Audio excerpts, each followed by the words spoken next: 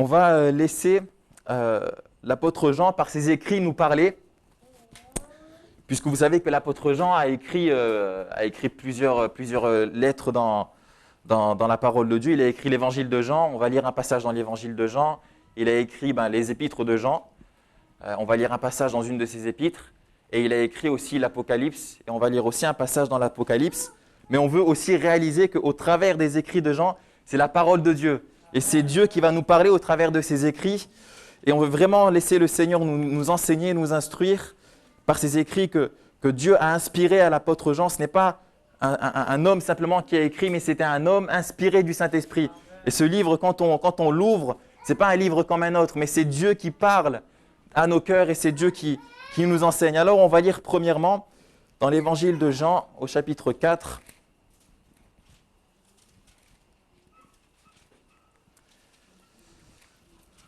Jean chapitre 4, on va pas tout lire. On va lire à partir du verset 27. Du verset 27 au verset 30 et ensuite on ira au verset 39. Donc pour l'instant Jean 4, 27. Donc c'est après ce moment où Jésus parle à la femme samaritaine et où cette femme voit réellement qui est Jésus. Et donc il nous est dit, verset 27, « Là-dessus arrivèrent ses disciples qui furent étonnés de ce qu'il parlait avec une femme. Toutefois, aucun ne dit, « Que demandes-tu » ou « Pourquoi lui parles-tu » Alors la femme, ayant laissé sa cruche, s'en alla dans la ville et dit aux gens, « Venez voir un homme qui m'a dit tout ce que j'ai fait. Ne serait-ce point le Christ ?» Ils sortirent de la ville et ils vinrent vers lui. Verset 39. Plusieurs Samaritains de cette ville crurent en Jésus à cause de cette déclaration formelle de la femme. Il m'a dit tout ce que j'ai fait. Aussi, quand les Samaritains vinrent le trouver, ils le prièrent de rester auprès d'eux et il resta là 2 jours. Un beaucoup plus grand nombre crurent à cause de sa parole. Et il disait à la femme, « Ce n'est plus à cause de ce que tu as dit que nous croyons, car nous l'avons entendu nous-mêmes. Et nous savons qu'il est vraiment le Christ, le Sauveur du monde. Amen. » On va lire un passage dans Apocalypse 2. Apocalypse chapitre 2, à partir du verset 9. Excusez-moi, Apocalypse chapitre 1er. Apocalypse chapitre 1er, à partir du verset 9.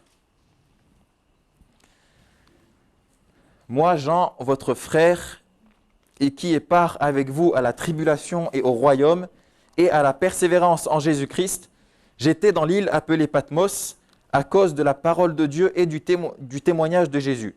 Je fus ravi en esprit au jour du Seigneur, et j'entendis derrière moi une voix forte, comme le son d'une trompette, qui disait « Je suis l'alpha et l'oméga, le premier et le dernier. Ce que tu vois, écris-le dans un livre et envoie-le aux 7 églises, à Éphèse, à Smyrne, à Pergame, à Thyatire, à Sardes, à Philadelphie et à Laodicée. » Je me retournai pour connaître quelle était la voix qui me parlait. Et après m'être retourné, je vis 7 chandeliers d'or, et au milieu des 7 chandeliers, quelqu'un qui ressemblait au Fils de l'homme, vêtu d'une longue robe et ayant une ceinture d'or sur la poitrine. Sa tête et ses cheveux étaient blancs comme de la laine blanche, comme de la neige. Ses yeux étaient comme une flamme de feu. Ses pieds étaient semblables à de l'airain ardent, comme s'il eût été embrasé dans une fournaise. Et sa voix était comme le bruit de grandes eaux. Il avait dans sa main droite 7 étoiles. De sa bouche sortait une épée aiguë à 2 tranchants, et son visage était comme le soleil lorsqu'il brille dans sa force. Quand je le vis, je tombai à ses pieds comme mort. Il posa sur moi sa main droite en disant « Ne crains point, je suis le premier et le dernier et le vivant. J'étais mort et voici, je suis vivant au siècle des siècles. Je tiens les clés de la mort et du séjour des morts. Écris donc les choses que tu as vues et celles qui doivent arriver après elles, le mystère des 7 étoiles que tu as vues dans ma main droite et des 7 chandeliers d'or. Les 7 étoiles sont les anges des 7 églises et les 7 chandeliers sont les 7 églises. Amen. Et un dernier texte dans la première épître de Jean, au chapitre 1er, 1 Jean 1, à partir du verset 1. Ce qui était dès le commencement, ce que nous avons entendu, ce que nous avons vu de nos yeux, ce que nous avons contemplé et que nos mains ont touché concernant la parole de vie, et la vie a été manifestée, et nous l'avons vue, et nous lui rendons témoignage, et nous vous annonçons la vie éternelle qui était auprès du Père et qui nous a été manifestée. Ce que nous avons vu et entendu, nous vous l'annonçons à vous aussi, afin que vous aussi vous soyez en communion avec nous. Or, notre communion est avec le Père et avec son Fils Jésus-Christ. Et nous écrivons ces choses afin que votre joie soit parfaite. Amen. Alléluia. Que Dieu soit béni pour cette parole merveilleuse qu'on a pu lire ensemble.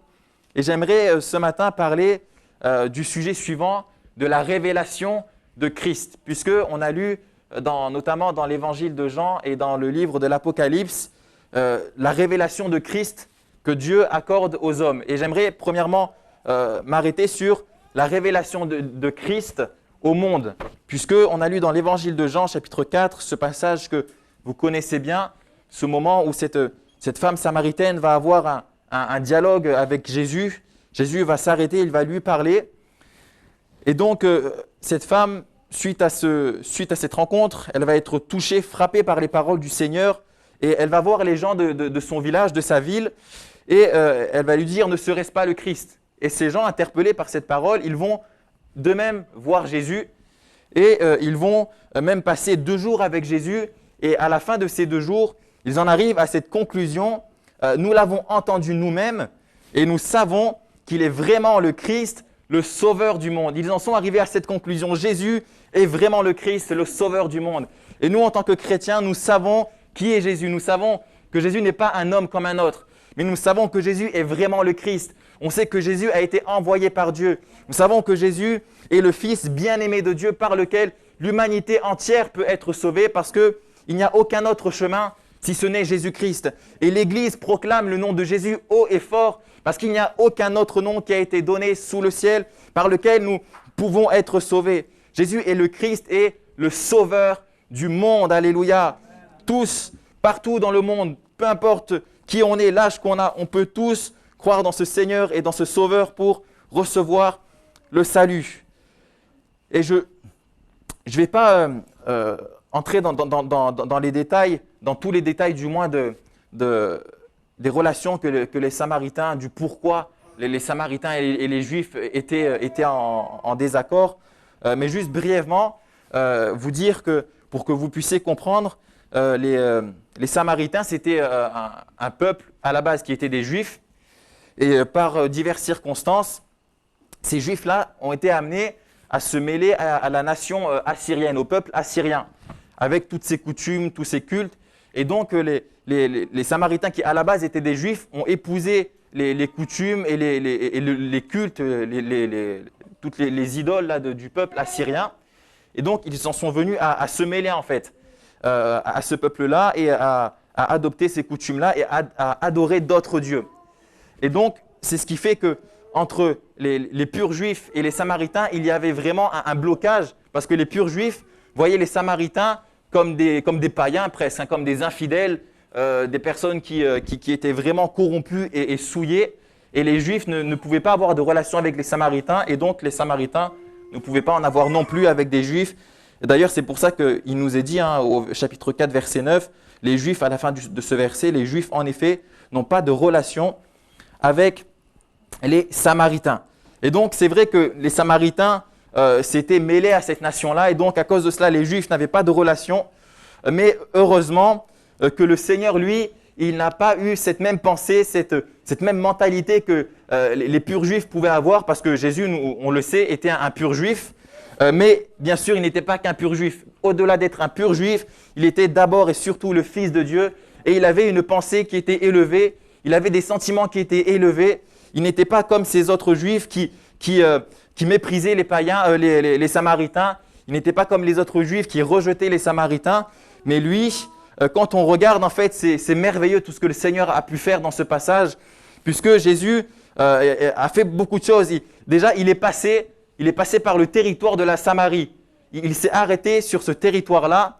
Et en fait, à l'époque de Jésus, quand des purs juifs voulaient aller d'un point A à un point B, et qu'il y avait la Samarie entre, pour ne pas passer par la Samarie, ils détournaient en fait la Samarie, tellement ils n'aimaient pas la Samarie et les Samaritains.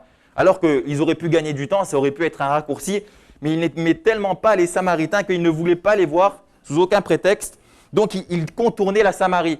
Mais Jésus, lui, déjà, il a accepté de passer par la Samarie, de venir en Samarie sur ce territoire qui serait un territoire de péché pour d'autres. Mais Jésus a accepté de s'y arrêter. Et non seulement il a accepté de passer par là, de s'y arrêter, mais il a parlé à une femme samaritaine. Il a pris le temps de parler à une samaritaine.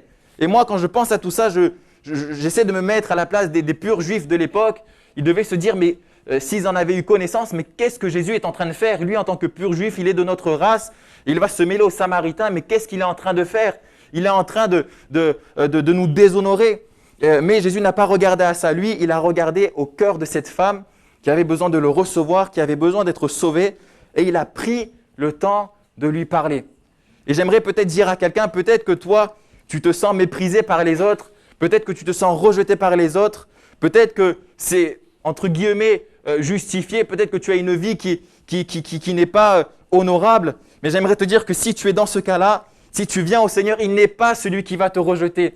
Il n'est pas celui qui va t'abandonner. Si tu viens à lui, il va t'accueillir, il va entendre tes paroles parce qu'il est rempli d'amour. Et il ne va pas regarder peut-être à ta vie qui est déshonorable, mais il va regarder à ton cœur qui le cherche. Et il va venir à ton secours. Et donc Jésus va s'arrêter avec cette femme.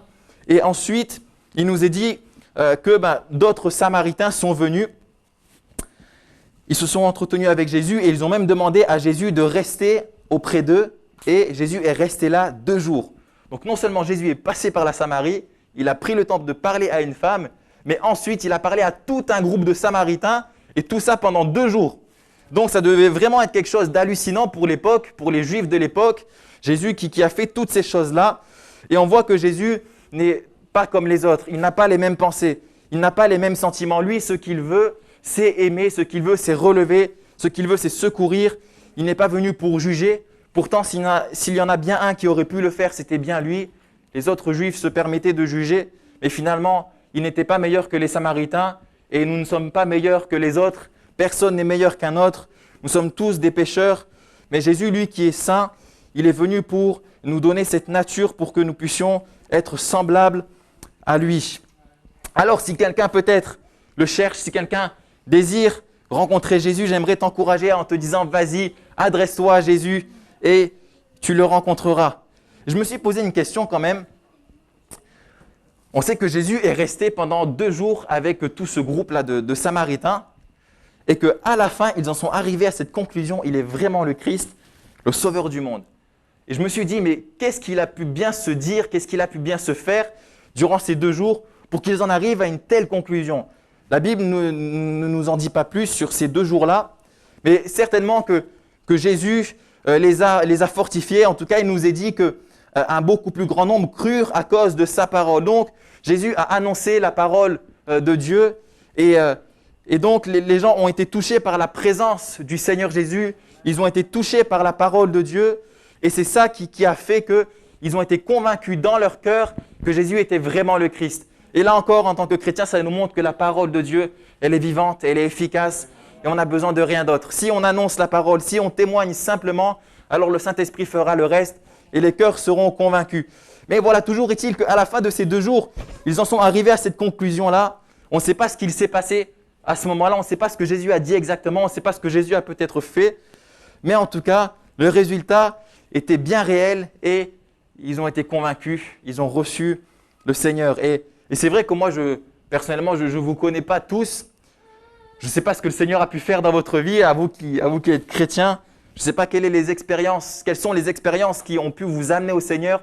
Mais je sais une chose, c'est que si je vous vois ce matin, c'est que vous avez vécu quelque chose avec Dieu, c'est que vous l'avez rencontré et qu'aujourd'hui vous êtes sauvés. Et c'est l'essentiel. Alors c'est sûr, j'aimerais connaître vos témoignages. Je suis sûr qu'ils sont certainement très édifiants, très encourageants. Mais l'essentiel, c'est de savoir que vous êtes entre les mains du Seigneur et que vous vous êtes sauvés, qu'on se retrouvera là-haut dans le ciel. Alléluia. Alors oui, Dieu accorde la révélation de Christ au monde. Dieu accorde la révélation de Christ aux pécheurs pour que le pécheur devienne saint, pour que celui qui est lié devienne libre et pour que celui qui est perdu soit éclairé et retrouvé. Amen. Mon deuxième point, c'est tout simplement la révélation de Christ à l'Église. Puisqu'on a lu ce texte merveilleux dans l'Apocalypse, où Jean nous rapporte cette révélation que le Seigneur lui a accordée. Et donc voilà, il y a toutes sortes de paroles qui sont magnifiques. On voit toute une description qui est faite là du Fils de l'homme avec un grand F. C'est bien sûr notre Seigneur Jésus. Et quand on voit toute cette description, ça nous montre toute la gloire du Seigneur, ça nous montre toute la puissance du Seigneur, ça nous montre combien le Seigneur est saint, combien le Seigneur est glorieux. Et Jean a reçu cette révélation. Alors vous me direz, c'est l'apôtre Jean qui a reçu cette révélation. Mais je dirais que quelque part, on pourrait s'identifier à ce que Jean a vécu, à ce que Jean a reçu, parce qu'on pourrait avoir peut-être cette réflexion humaine en se disant, mais c'est tout à fait logique que le Seigneur va se révéler à ceux qui ne sont pas chrétiens, parce qu'ils ont besoin de lui, parce qu'ils ont besoin d'être purifiés, ils ont besoin d'être pardonnés. C'est tout à fait logique que Jésus accorde des révélations je ne sais pas, on entend par exemple beaucoup parler de révélations dans le monde musulman, des anges, toutes sortes de choses. Et même d'autres choses où le Saint-Esprit vient convaincre, il vient parler de toutes sortes de manières. Mais d'une manière ou d'une autre, on voit que le Seigneur se révèle au monde, c'est vrai. Et on pourrait se dire, pourquoi nous, en tant que chrétiens, alors que le Seigneur s'est déjà révélé à nous, pourquoi maintenant alors il se révélerait encore à nous?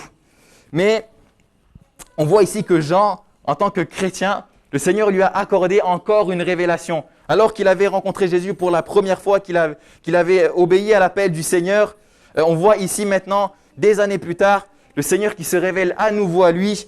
Et je crois que là aussi, en tant que chrétien, on a comme cette espérance-là de savoir que le Seigneur peut se révéler à nouveau jour après jour dans notre cœur pour renouveler cette vision que nous avons de lui, ces pensées que nous avons, ces sentiments que nous avons pour lui, pour que notre foi soit renouvelée. Et c'est vrai, d'ailleurs Jésus l'a dit lui-même dans l'évangile de Jean, toujours d'ailleurs. Dans l'évangile de Jean, au chapitre 14, par exemple, au verset 21, il dit ceci, « Celui qui a mes commandements et qui les garde, c'est celui qui m'aime. Et celui qui m'aime sera aimé de mon Père. Je l'aimerai et je me ferai connaître à lui. » Et dans l'évangile de Jean, chapitre 17, au verset 25-26, « Père juste, le monde ne t'a point connu, mais moi je t'ai connu. Et ceux-ci ont connu que tu m'as envoyé.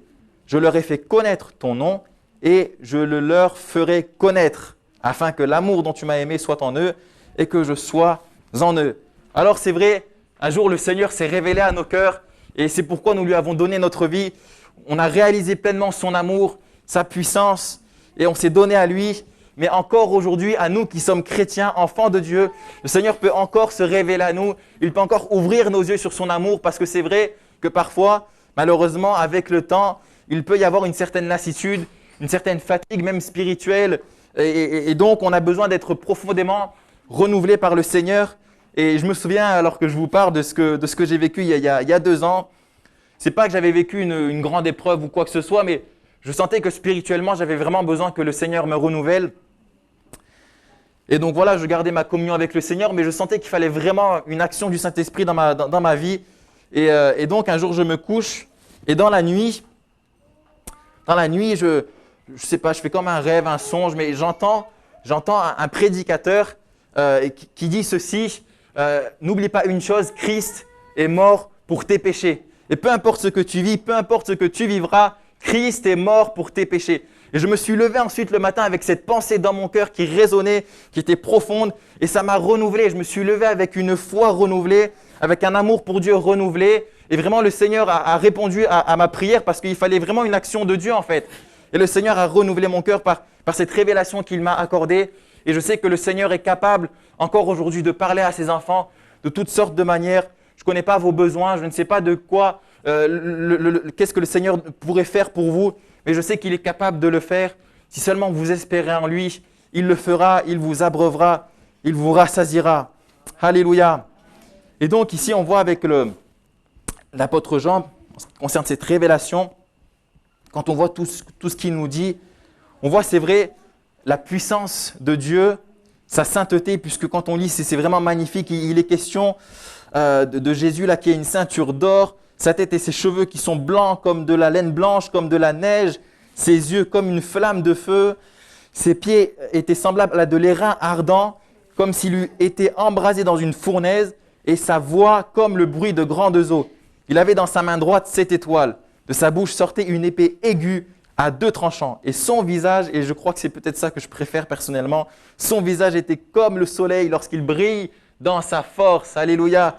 Donc c'est vrai, quand je me mets à la place de Jean, et d'ailleurs on peut comprendre Jean, quand il a vu ça, il nous est dit, quand je le vis, Jean le dit, quand je le vis, je tombais à ses pieds comme mort. Parce que c'est vrai, comment on peut réagir autrement quand on a une telle révélation en face de nous, si claire, si précise, du Seigneur lui-même, on voit sa puissance, sa gloire, sa sainteté, alors on comprend pourquoi Jean est tombé comme mort. Et c'est vrai, il y a là la révélation de la puissance et de la sainteté de Dieu. Mais au travers de ces écrits, il y a aussi, je dirais, la révélation de l'amour de Dieu. Parce que quand Jésus a vu Jean qui tombait comme mort, qu'est-ce qu'il a fait? Il ne l'a pas laissé à terre, mais il nous est dit que Jésus a posé sa main sur Jean, sa main droite sur Jean, en disant « Ne crains point ». Et c'est vrai, notre Seigneur est rempli de gloire, rempli de puissance, rempli de sainteté, mais il est aussi rempli d'un amour infini, d'un amour tellement grand. Et c'est pour ça qu'on peut s'approcher de lui avec une telle assurance, parce que s'il n'y avait que la puissance, que la sainteté, alors on aurait juste à le craindre. Mais étant donné qu'il est aussi infiniment amour, alors personne n'a à le craindre.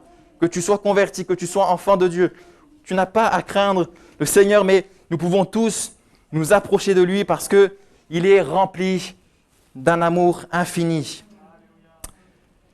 Et je ne sais pas si vous avez déjà lu les lettres de Jean, comment vous ressentez ça, mais personnellement, quand je m'arrête sur les lettres de Jean, sur ses écrits, je vois que Jean a vraiment connu de très près le Seigneur, et pas de manière intellectuelle, mais vraiment, le Seigneur s'est vraiment révélé à lui.